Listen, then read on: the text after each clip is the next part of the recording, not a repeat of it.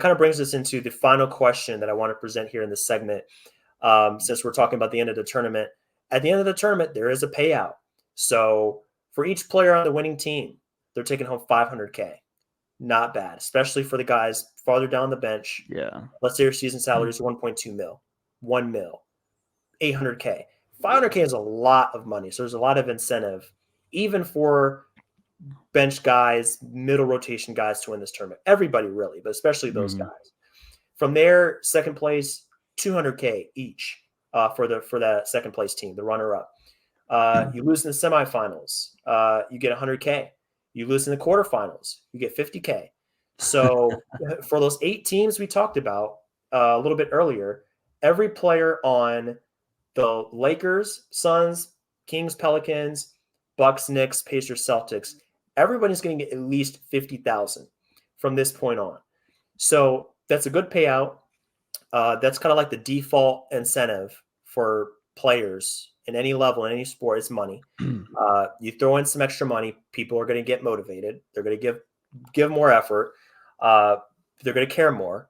It's definitely a good start for sure. Now, that brings into question, what else could the league do to in further incentivize these players to really care about this? There was a lot of talk about this before the tournament started. There was talk about guaranteeing a playoff berth and guaranteeing a particular seed. I was against that. I feel like it's almost too much of an incentive, because we're trying to really increase the value of the regular season. Yeah. But if you put in a prize that powerful in the in-season tournament, well, what's to keep teams motivated the rest of the way, even if it's not a guaranteed playoff berth, but something like that. I guess another idea I'd have, kind of that's similar, but maybe not as impactful. Maybe it's a tiebreaker. It's an automatic tiebreaker. So let's say you and another team finished with the same record, and this is for the 10th seed. This is to get into the play-in.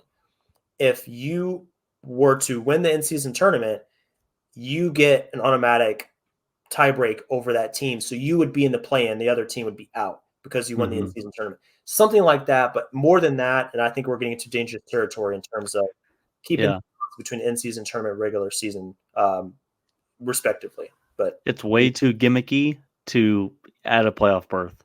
Yeah. Because, all right, how many games, like, let's just say, so the Lakers are 4-0. Let's say they win the in-season tournament. Is that 7 games they've played? Or 8? 4, 5, 6, 7. I think 7 games. You can't have 8.5% of your regular season determine if you get a playoff berth. That's insane. Exactly. Like, that's stupid. You can't do that. Yeah. I heard someone, maybe make it a tier system where, like, let's say, I don't know, let's say the Kings, or no, that's a bad example. Let's say the Jazz won the in-season tournament. I know they're eliminated, but let's just say they won the in-season tournament this year, right? Mm-hmm. But we know they're really not a playoff team. And depending on where you are, like, let's say they finish, I don't know, 12th in the conference at the end of the year in April, right? Mm-hmm. But if they won the in-season tournament, they get into the play-in. It ain't like you're guaranteeing them that playoff berth. Yeah, it's a chance at the playoffs. Yeah, and let's say for a team like Orlando, I don't know if you and I personally, I don't think they're going to be in that top 6 at the end of the year. They could be, but let's just say they finish 7th, right? They finish 7th. Mm-hmm. If they win the in-season tournament, it bumps them up to the next tier, which is at that 6. Yeah. So a tier system, I can probably start to understand, but no, you can't have a team like Memphis like this year's Memphis, right? Yeah, win the in-season tournament, and then throw everything into chaos. No, you can't do that. So, but honestly, what I just laid out wouldn't be what I do. Knowing how much money the NBA makes, and you know how much money they make, like, it's just absurd. Maybe I'm in the wrong here. I just completely disagree with only having it 500K. Like, they could probably I would triple it. I would quadruple that. Like, give each player $2 million and watch them care. Now they already care. They already care, right? They already. We just talked about them caring, right? Mm-hmm. But if you want to see some good basketball, $2 million every player. That'd be awesome. Like Yeah, you would even have the stars. Like, oh my god, like even Tatum who makes or Jalen Brown who makes 40 or 50, right? 60. yeah. Yeah, he's like, oh, I get another 2 million. Like that'd be Yeah, cool. because bare minimum, let's say like you're paying your income tax or something. Let's say your Yeah, taxes are a few mil, yeah, and then that and not then knocks out your income tax or whatever. yeah, That's a good little kind of balancing, and kind of a buffer. you're not going to tell me that's too much money.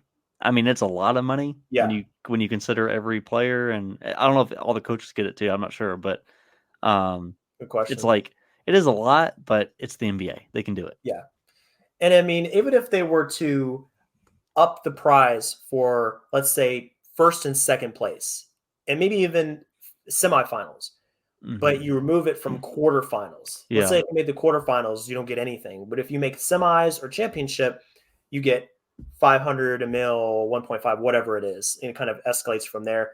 That could work as well. So, yeah, you have these players like, you get into the quarterfinals. All right, you made a step in the right direction, but you've not secured the bag yet. You got to make it another round to get there. That yeah. that could work as well. Yeah, I'm all about just upping the financial incentive. I wouldn't deal with the playoff stuff right now. Yeah, that's where I'm at as well.